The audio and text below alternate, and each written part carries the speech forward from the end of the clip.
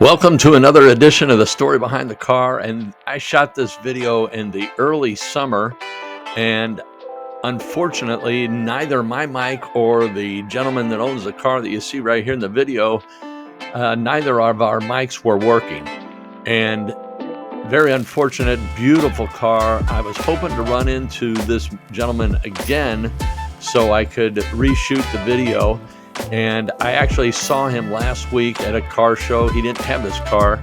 He had a different car, but we weren't able to get together. But I just wanted to play this video, post this video, because it's such a beautiful car. And then that way folks see it, enjoy the car for what it is, and then hopefully at some point the two of us can get together and shoot this vehicle again.